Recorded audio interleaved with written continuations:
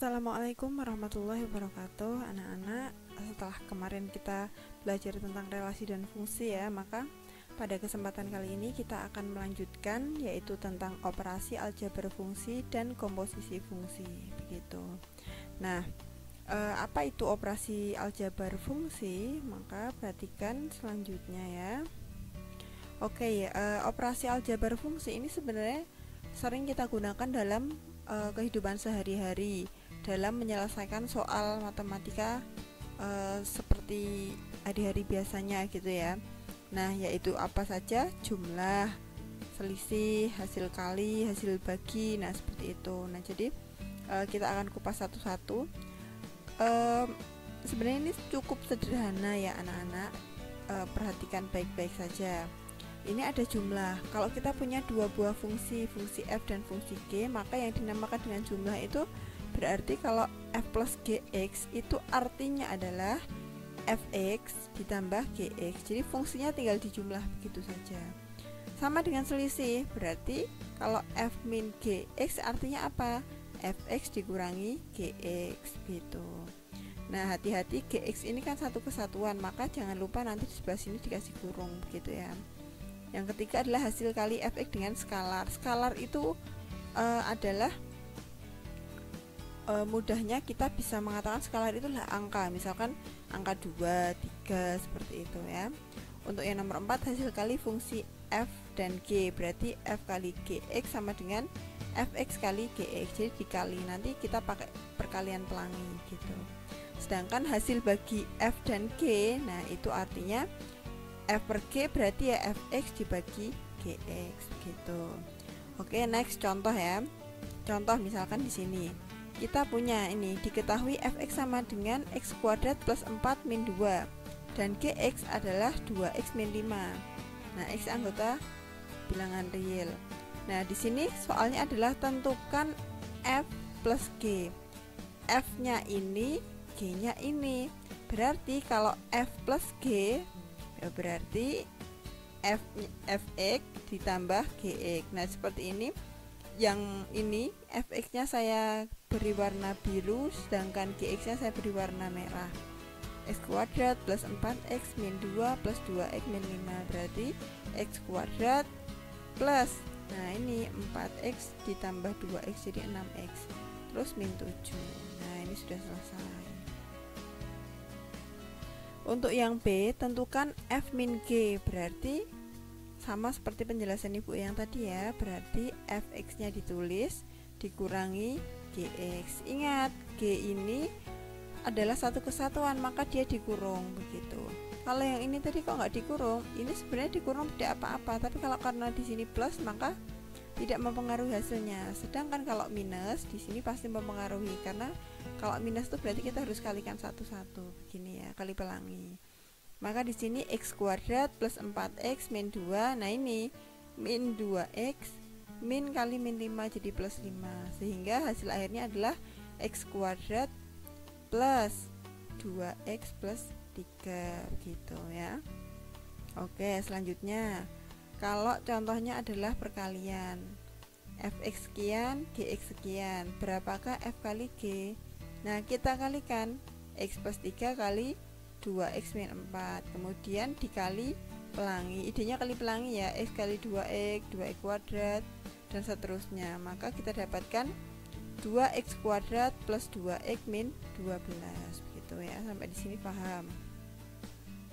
Oke, selanjutnya diketahui, ini typo ya, diketahui fx adalah x kuadrat plus x min 6 dan gx sama dengan x min 2. Tentukan fx per gx. Nah, di sini kalau fx per gx ya diikuti saja operasinya ya. Kalau fx di atas ya berarti fx tulis di atas, gx di bawah.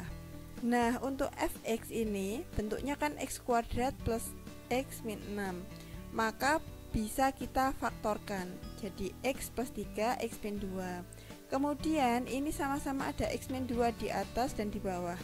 Nah, ini saling meniadakan ya, coret-coret gitu, sehingga tinggallah x plus 3. Nah, maka hasil dari fx dibagi gx itu adalah x plus 3 gitu ya anak-anak. Oke, kita lanjutkan tentang fungsi inverse. Nah, di sini sebenarnya ini bisa dilihat di buku paket halaman 172 yang 5.5.3 begitu ya. Fungsi inverse itu apa sih? Oke, kalau kita punya fungsi ya, fungsi f ini memetakan dari x ke y atau fx. Nah, di sini kalau kita nyatakan dalam fungsi ini dalam himpunan pasangan terurut, maka kita bisa menulis 1,4, 2,8, 3,12 gitu ya.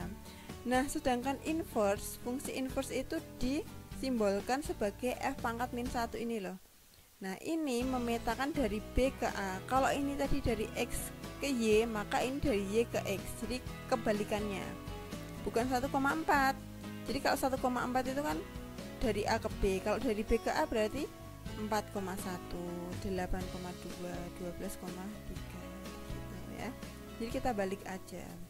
Nah, artinya berarti gini, jika Y adalah fx, maka x adalah f inverse Y, kebalikan dari Y gitu ya.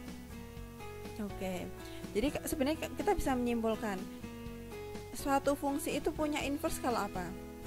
Nah, kalau ini satu-satu ya. Nah, semua satu-satu. Berarti harus berkorespondensi satu-satu gitu.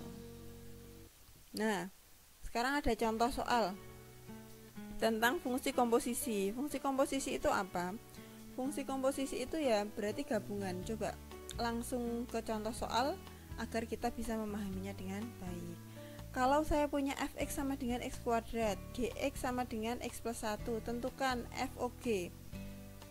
Prinsipnya sebelah kanan masuk ke sebelah kiri. FOG berarti G masuk ke F, G masuk ke F.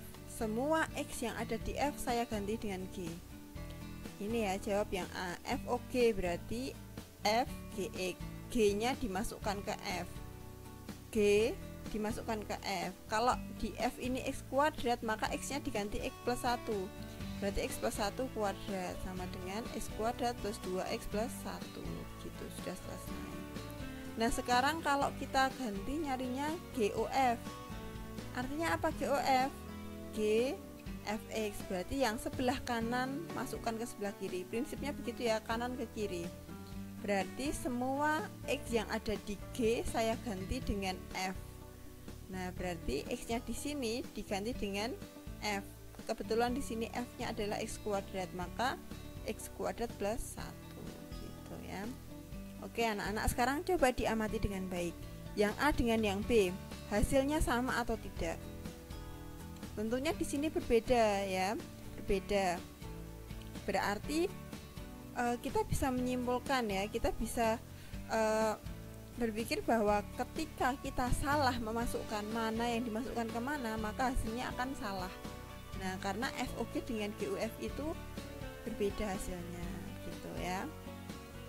Oke, coba kalau kita punya contoh soal lain.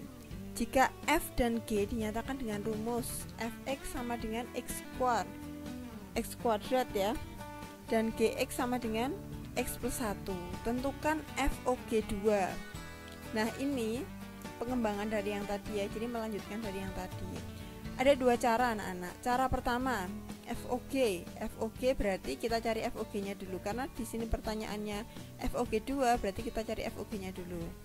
Semua anggota X yang ada di F saya ganti dengan G, berarti ini X plus 1-nya saya masukkan ke sebelah sini ya, jadi X plus 1 kuadrat. Nah, berapa itu? X kuadrat plus 2X plus 1.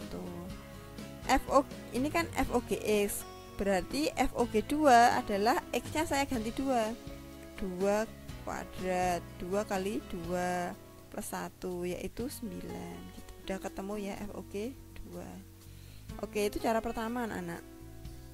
Bagaimana dengan cara kedua? Nah, prinsipnya fungsi itu kalau ada angka di sini ya, maka kita substitusi dari kanan, substitusi ke kiri. 2 dimasukkan G, hasilnya apa? Kemudian dimasukkan ke F. Nah, itu ya.